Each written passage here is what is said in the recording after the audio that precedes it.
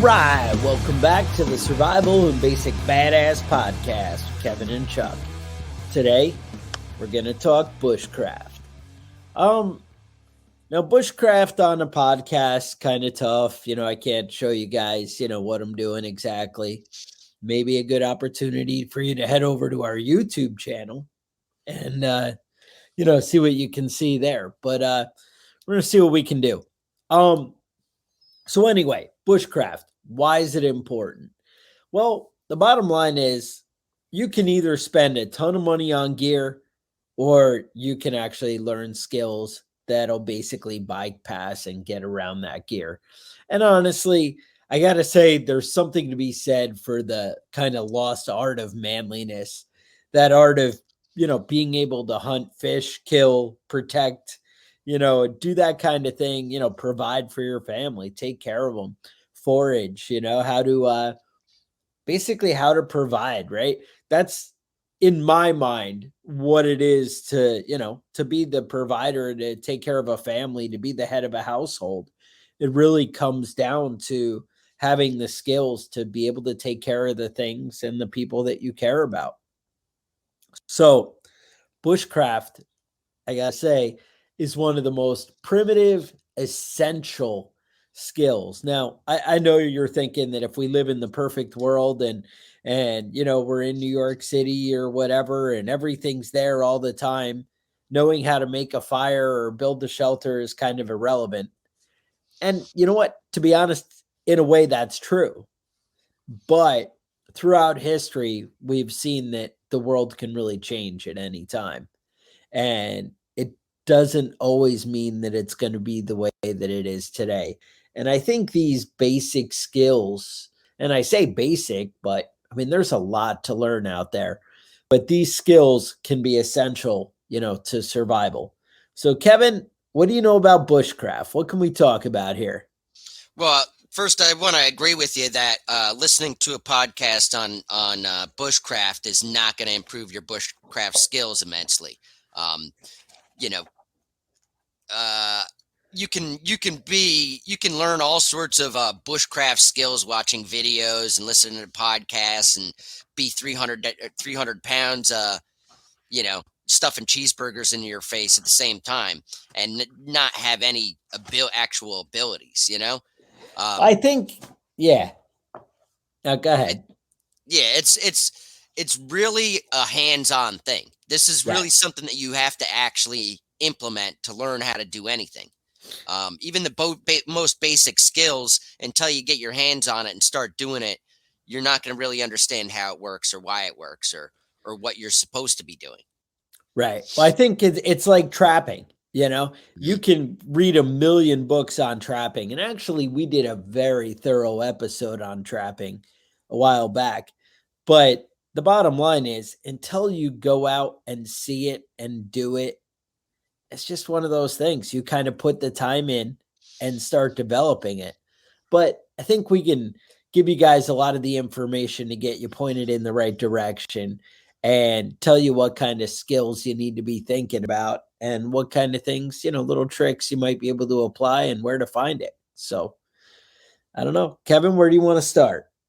I think, go ahead. Let me give you the basic rundown. I'm sorry. There's cutting tools. We have cover elements. We have combustion, fire, that kind of thing. Containers, basically protecting your stuff, storing water, that kind of thing.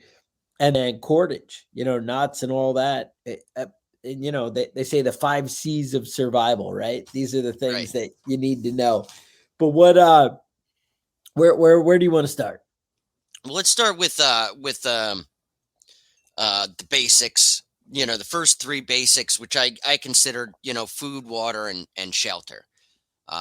So let's start with food. So how are you going to acquire food? Hopefully you're not going into the woods with nothing to eat to start with. You know what I mean? Because you're going to have a hard few days before you start getting things set up and get ready to get anything done. And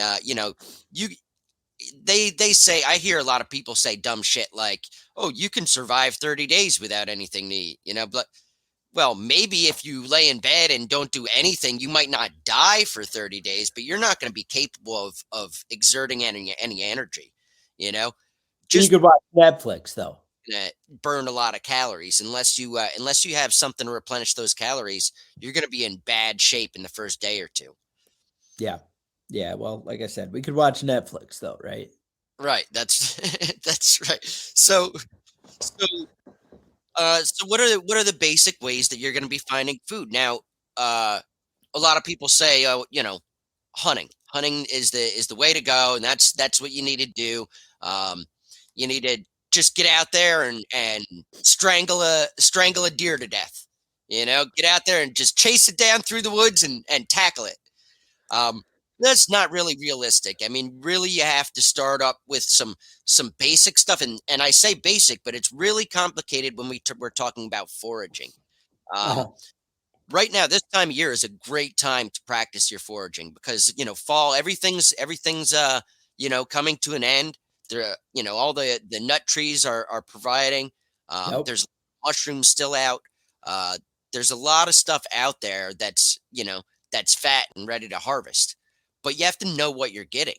Um, Right.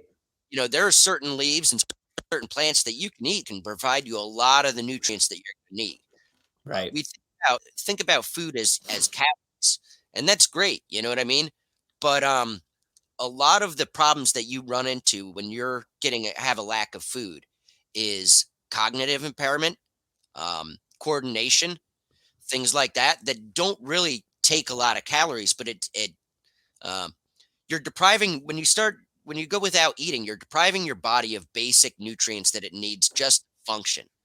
So so so when it comes to foraging, um, I see a lot of guys out there that are just not they're not they don't have the skills. They don't know what they're looking for, and they don't know what they can and can't eat.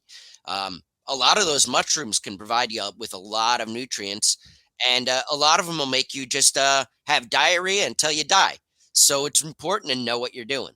Um, I know a lot of people um, can and I see this a lot with women actually. A lot of people can spot everything in their forest and know whether it's edible or not.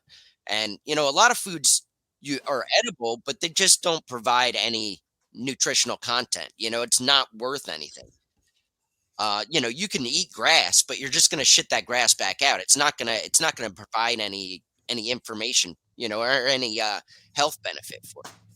So getting some basic foraging skills right off the bat is the most important thing when it comes to bushcraft and feeding yourself, and in my opinion. Um, but then let's move on. So next easiest way to provide some calories is fishing. It doesn't take a lot of calories, doesn't take a lot of energy to do it. If you know how to do it, um, you can, and you have access to water. I mean, there's a lot of places where you're going to be out there, and there's going to be a couple of streams and things, but there's not going to be any fish in them until you can find a big lake or a big pond, Right. a large, river type situation instead of a stream or a spring. Um, so I mean, it really has a lot to do with where you're at and what your location provides for That's right. you.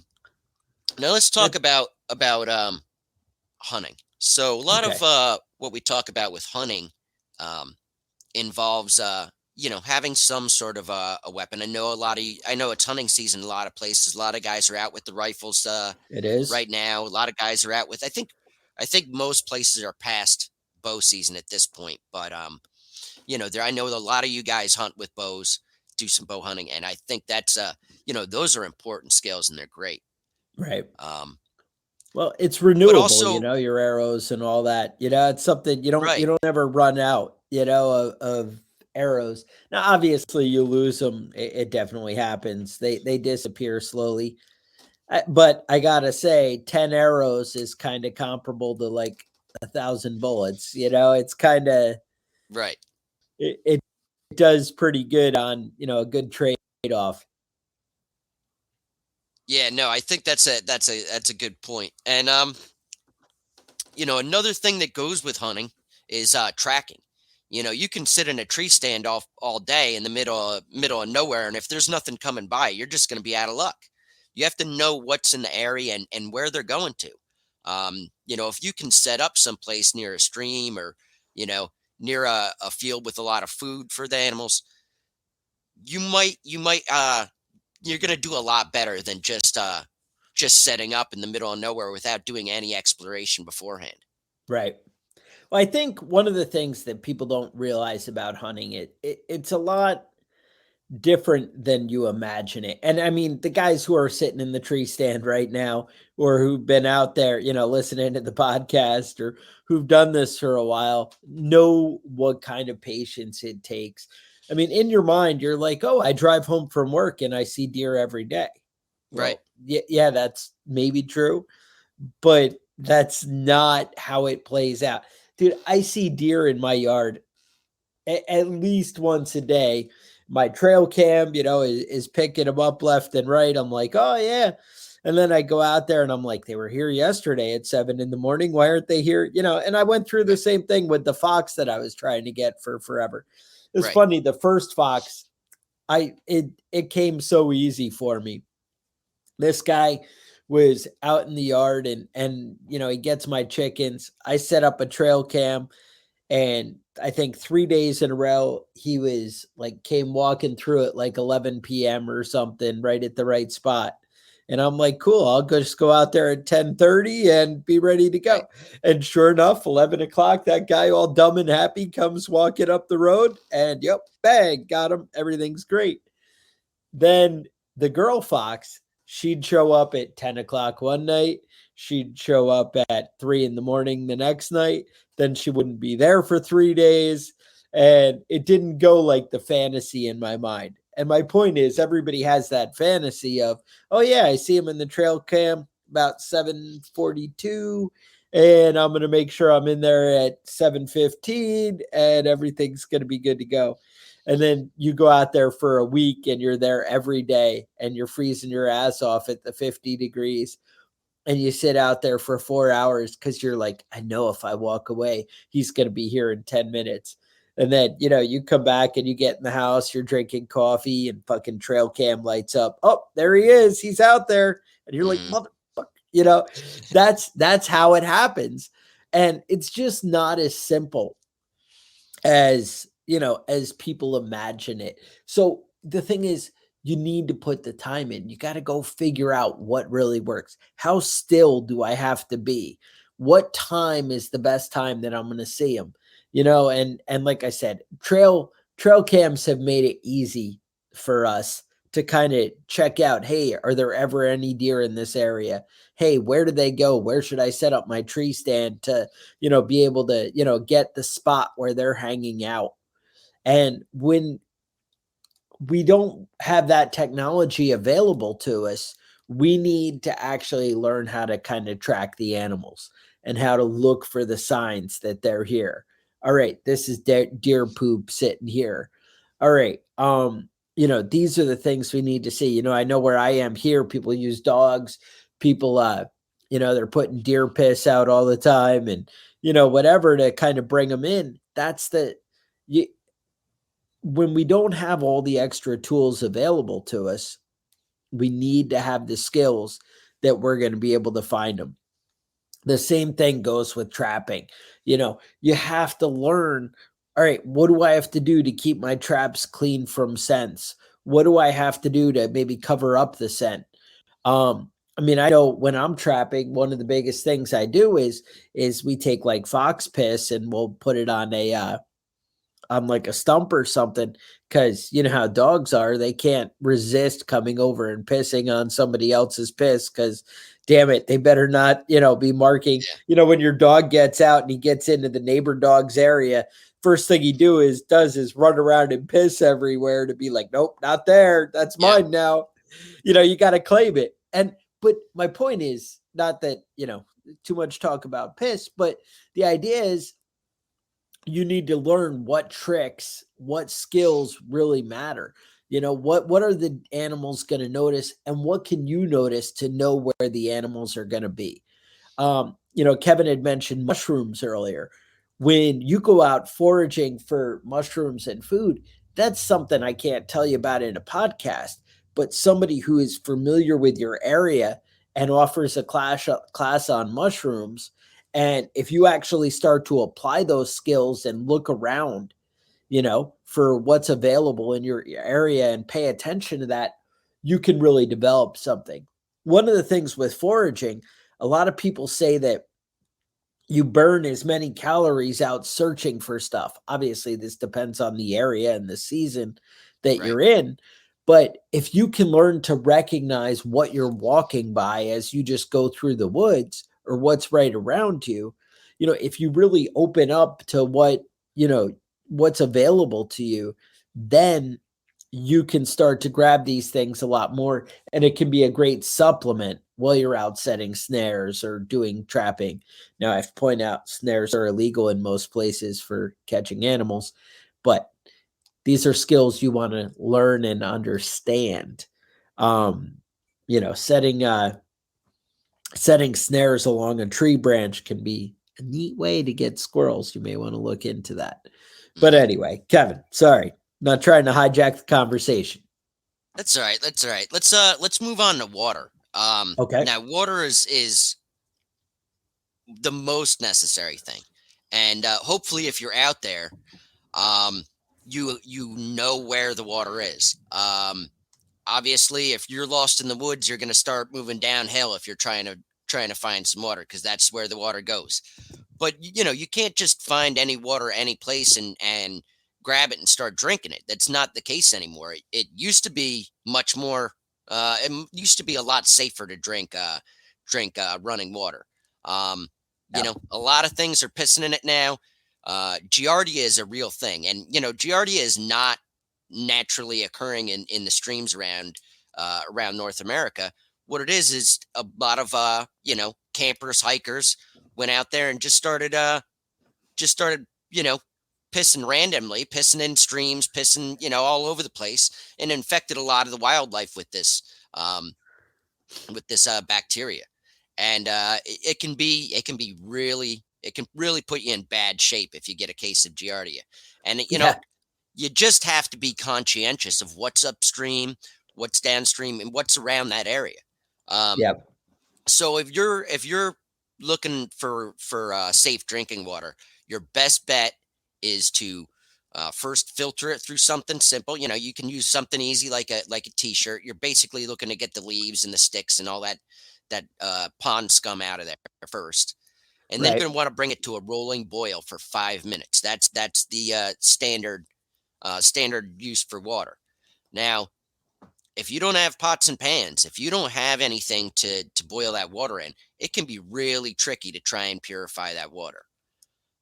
So if you're stuck in a bad situation, first thing you're going to do is look for running water, right? That's going to be your best bet for clean, safe drinking water.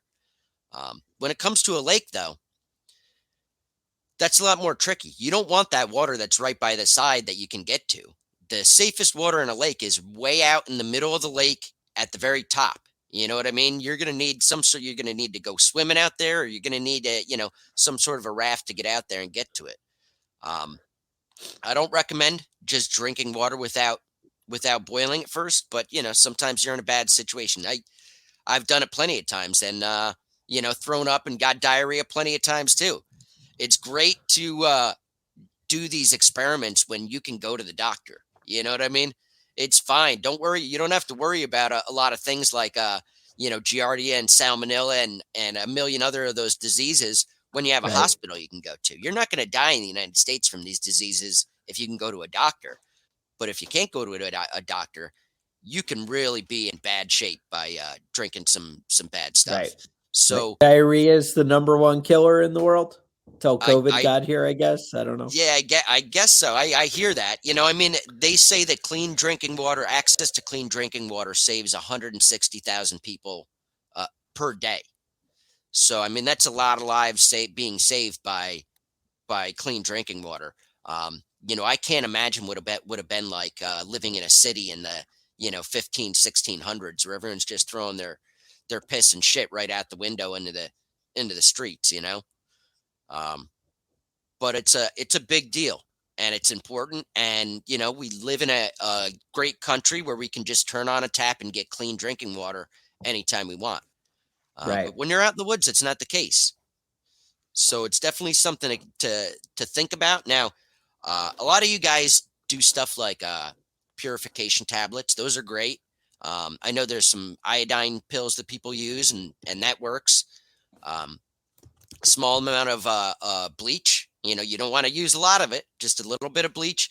But these things all take some time. So just make sure when you use that stuff, you give it time to work. About 30 minutes is generally what I would consider an appropriate amount of time to wait. A lot of you guys have those filter straws. What is it called? Life straw and um, Sawyer makes a good one. yeah. And you know, we talk about bushcraft, but a lot of this stuff, you know, in the modern world, a lot of this stuff is very handy to have around with you. You know, basic tools are definitely worthwhile, and Yeah. those filters are definitely worth the effort. And that's another thing, though, another, bushcraft skill. One of these developing things out in the woods is looking for, underground springs and that kind of thing, water just coming out of rocks or out of the dirt. This is going to be your clean water. But these are things that you need to be able to recognize and look for, that is naturally filtered. Another thing would be like tapping trees, right? That's a bushcraft skill. If you burrow into a tree and a little bit of stick in there, get it where the water will come naturally out of the tree. But these are skills that you get by going out and doing, that you learn. I mean, yeah, you look it up. You say, hey, how do I tap a tree? You can YouTube it. I think we did a video on it where we did a short, like 10-minute thing.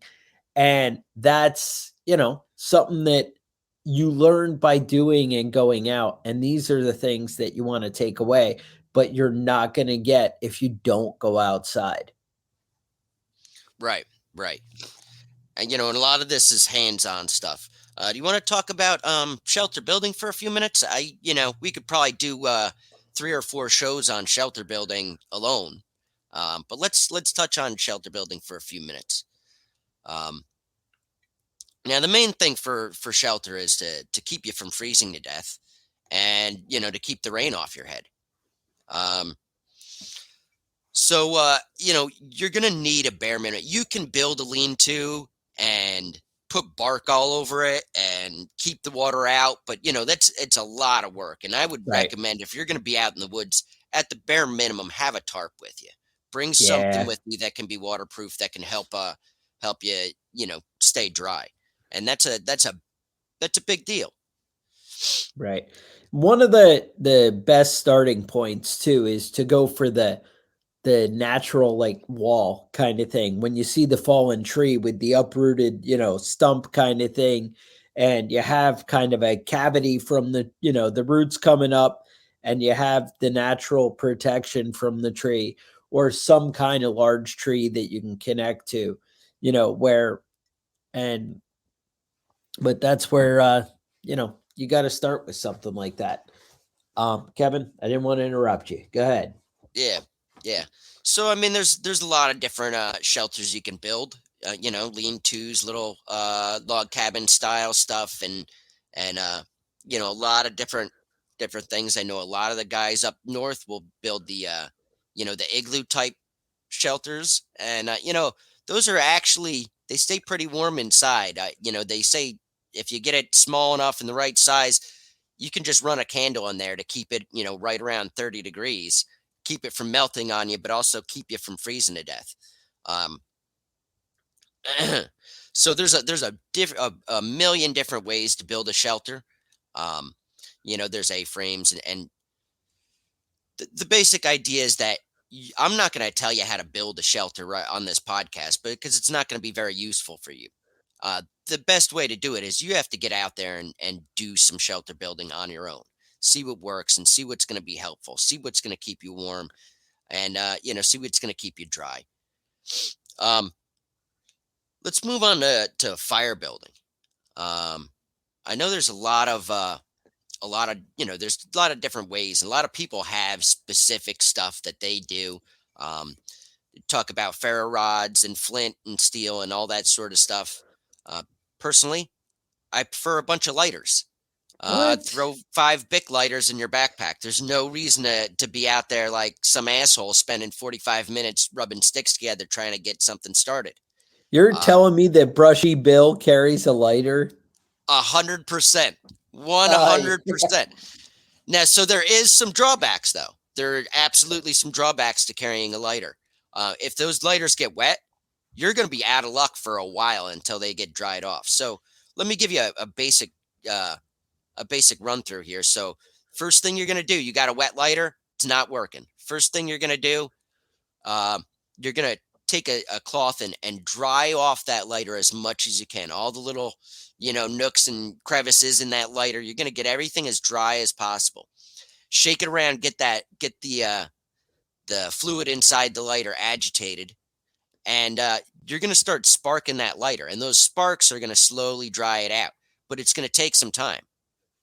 Another thing that you can do with lighter, though, is take your knife and, if your lighter's out of fluid, you used it up enough, you're going to just start peeling a little bit of that plastic off the edge of the lighter. Some thin little plastic shavings. Those things will light up really fast. So you're going to get those plastic shavings, and then you're going to use the flint from the lighter to get those plastic shavings started, and then build from there. Start working it out. that's your secret of the pros, the last ditch effort. Last Um, ditch effort the is real not easy to secret of the do, though. pros is right. The real secret of the pros is to start a fire and then never let it go out. Yeah, there you go. You learn to 100%. reuse those coals, over and over again. Mhm. That's one of the things where the hands-on comes into play is you want to put the time. You want to understand that using like a bow drill or these things we see in the movies and whatever, it can definitely be done. It works. Having the right tinder right there and having enough to keep it going is huge. You'd be amazed how many people will sit there for an hour with a bow drill and get it going.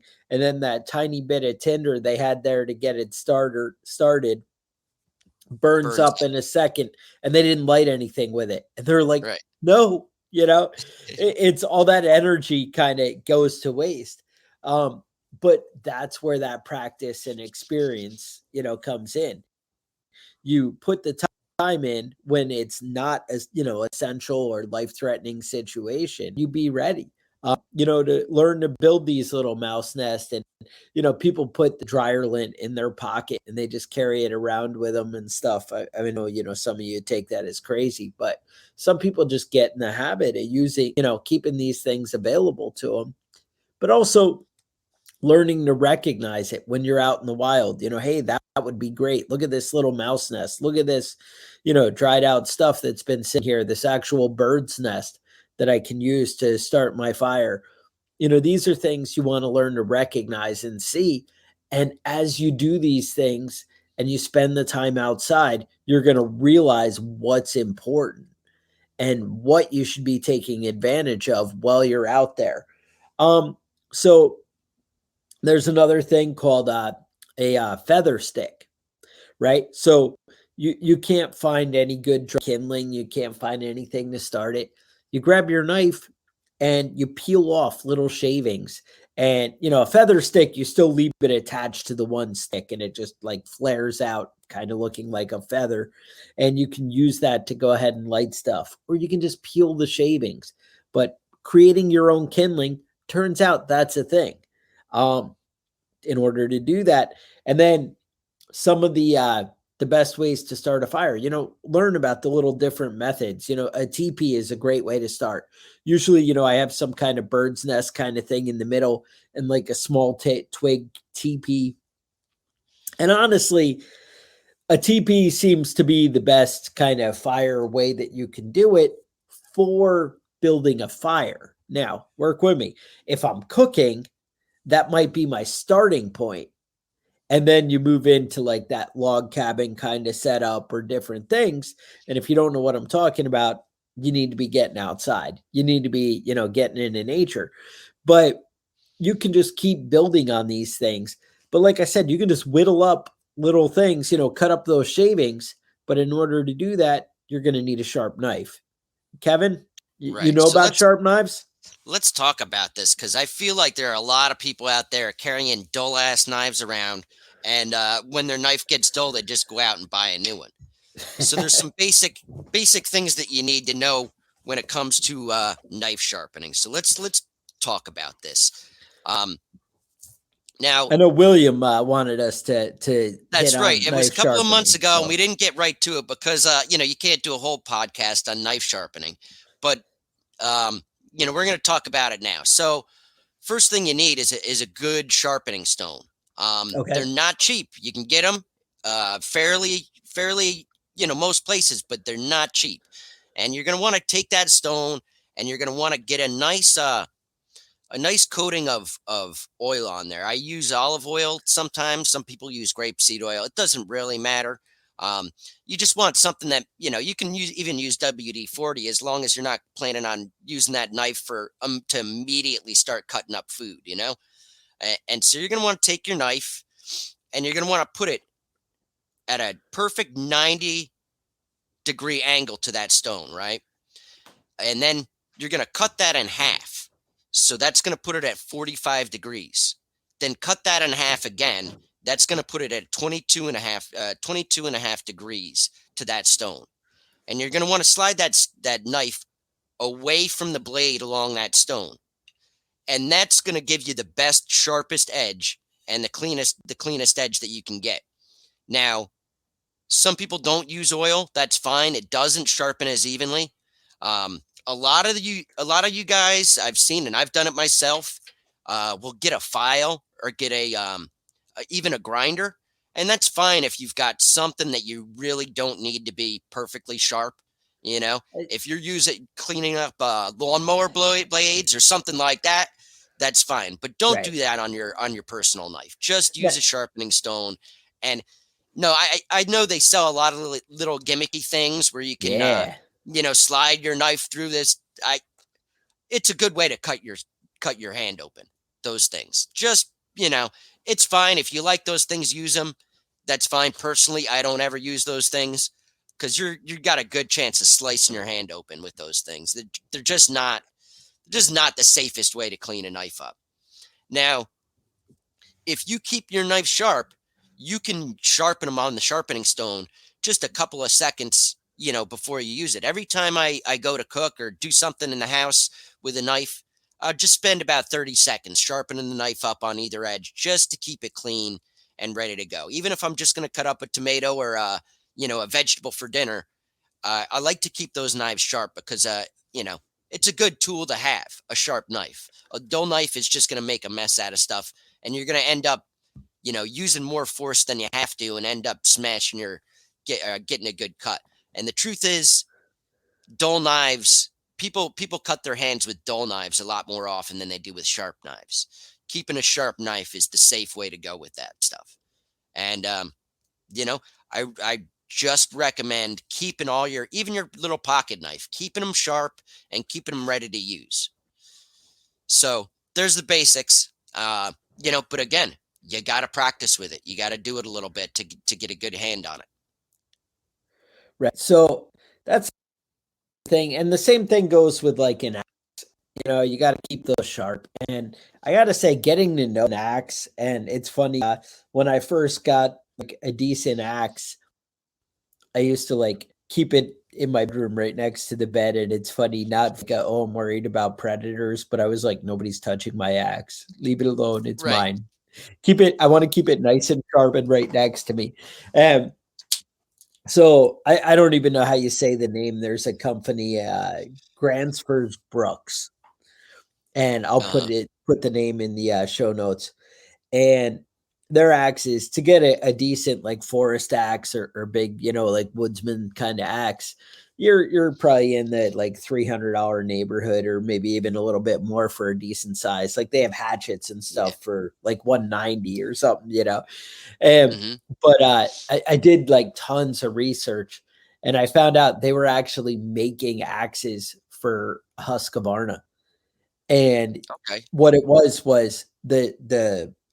the wood shaft would be the same, and the head would be the same, but they just basically didn't put the time into sharpening it and setting it all up. And that was the big difference in price. Now, mind you, it still wasn't cheap.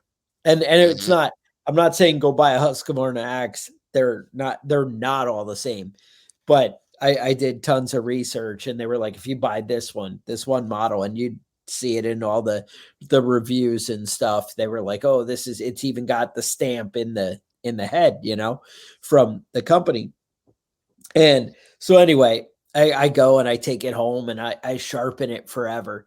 And oh my God, though, when I go and cut a tree and use something with a quality axe, it's like, oh my God, it's totally different. You know, you're it doesn't even like, hey, I need to go get my chainsaw. No, dude, I'm whipping through this tree like nothing. It's just like, yep, all right, we're Mm-hmm. good. A couple of quick strategic, and again, it's learning placement, learning how to use the tools that are available to you. Yeah. And that's like the theme of the whole episode. I mean, that's really what we want you guys to take away from this is you need to learn to really use the tools to the best of your ability.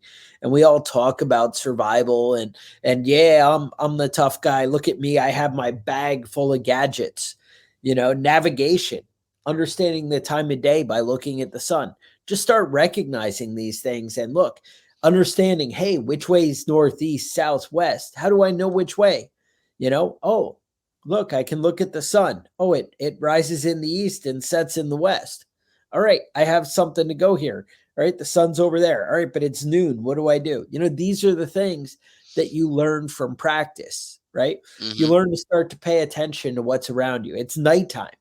How do I know which direction is which? Well, okay, let's look at the stars. But does it matter what hemisphere I am in, what I'm in, or where I am? These things make a difference. Mm-hmm. And my point is, know the area that you're in, and then, start to take in those skills and start to master, what's available to you. Um, it's just so important we get outside and honestly just communing with nature kind of thing, spending that time away from the technology and the chaos. Now, I'm not saying don't do a little research. I know on YouTube there's a channel, Sigma 3. If you're into bushcraft, they're going to take you 1,000 miles further ahead of where we are.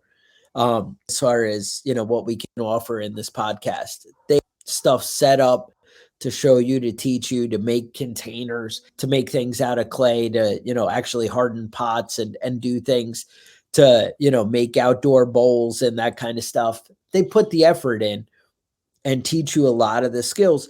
There's other great channels out there, things you can learn and do. But I just kind of wanted to open the door and, let you guys know, there's more out there and you got to go out there and do it. If you do go to a survival school, there are tons of great ones out there, a lot of great classes, but find one that's near you, like in your state. Cause I got to say, the things that are relevant to you, if you live in Arizona, you're going to want to learn different wilderness survival skills than if you live in Canada or, the Northeast up in New York or whatever. I'm in North Carolina. We have that crazy guy Eustace, that Turtle Hill Farm or something. It is he you know Turtle Island. That's what it is, right? He's got his whole thing going on. But find something that's local to you. Find a foraging guy that's local to you, and just, even if you can't afford or don't have the time to go to one of these classes or get away, you still can hit some YouTube in the week and then go and start to start to set up, go camping for the weekend, even if it's in your backyard or your buddy's got a big field that he owns, something like that. Go camping there. Just get out in nature and try some of these skills. See what it takes to actually, get through things. See how frustrating it is to start a fire. See how frustrating, go out after it rains when it's all wet in the morning and you're cold and you want to, start a fire. And then maybe when you're stuck in that situation, you'll realize, hey, I should set some of this wood aside to stay dry. Hey, maybe I should build a second shelter just to dry firewood. These are things that are actually going to really pay off. But you don't know that you need these things until you actually go out and try, until you go camping and you're like, man, if I had brought a couple of pieces of tinfoil, I could have made cooking so much easier. Or, hey, I can use foil to hold all kinds of things. It can be used to line a container that I make, this kind of stuff. I mean, shit, remember people doing like the basket weaving, and then how cool when the stuff's totally soaked with water that they're heating up water in a woven basket because the water keeps it, from burning up the reeds or whatever, right? These are things that you can start to learn and apply, but you can find out what's relevant to you in your area. And that's where, you need to be. You need to be starting to step up your game and kind of learn some of the skills to take care of you and yours. And I got to say, hunting, trapping, these skills, they take a little time to learn and master. It's just like gardening. You have to put in the time to get the best results. And when it comes to a desperate situation, I got to say, they spent a long time back in the late 1700s, early 1800s gathering food. That was a big part of their day. And the reason is because these skills take effort. And if you don't know what you're doing, you're not going to have the skills to get you through it. Right. No, I think that's a bunch of valid points you made there. Now, I think we've gone through most of the basics of bushcraft. The only thing left on here is rope that I kind of want to talk about. Yeah. So I see a lot of people with this paracord bracelets and the paracord stuff. Somebody sent us a paracord dispenser that you can wear on your belt. That it's got 50 feet of paracord, and you could just pull it out from your belt, like paracord is great. I'm not saying anything against that. It's great to have a lot of the but not all paracord is created equal. So there are some brands out there that really have some high quality stuff, stuff that you can divide up and use for fishing line, stuff that you can fan out and use as a fire starter, and stuff that's got some real strength to it. You can buy paracord that's really cheap, that's real trash, and that's not really good for a whole lot of anything. But having some basic rope skills, have some basic knot tying skills is pretty important. I think Chuck and I were both in the Navy, and I think they that's one of the big things there is tying knots and learning all the different stuff there. What they always told me is if you can't tie a knot, tie a lot. If you don't know how to make a secure knot, just keep wrapping around it and tying it until it feels secure. But there are some basic knots that you should know. A basic bowline, a square knot, a half hitch. There's a couple of things that you should have a good grasp of. And, even if you're just sitting around in the backyard with a piece of rope practicing your knots, it's worthwhile to put a little bit of effort in there and learning how to tie things up in an appropriate way. So something to keep your mind, something to keep in mind when you're buying your rope. Look at the weight that it has. How much weight can it carry? There's a big difference in quality, and it can look exactly the same, but there's a big difference in quality between ropes that are the same width, the same diameter, made out of different materials that makes a big difference. So pay attention. Don't waste your money on some garbage stuff, but don't spend your whole life savings buying some rope that you're never going to use either. Just something to keep in mind. That's all. Now, do you want to hit on anything else, Chuck? Is there anything that we missed today? Go out and learn how to tie a bowline. Yes, sir. Yes, sir. You make that circle. The rabbit, comes up out of the hole, Rabbit comes out goes of the around hole, the around the tree, tree. back in the hole. Right. Right. I'm saying it's something you may want to look into. If I don't use that nada, at least once a week, then there's something wrong. It's No, easy to that's forget. That's a hard one to do. It's easy to forget how to do it. yeah. It really it is in my regular use area there. So to like and subscribe, you guys. If you appreciate it, and hey, comments. We love to hear, what's going on. I don't ask you guys much, but it would be great if you could leave some reviews on iTunes, Spotify, iHeartRadio, wherever you're downloading the podcast. Reviews help basically build up our credibility and it grow the brand, grow the channel. We've been trying to, step up our game and bring some different things. The YouTube channel kind of growing here and trying to give you the ideas and the things that you're looking for.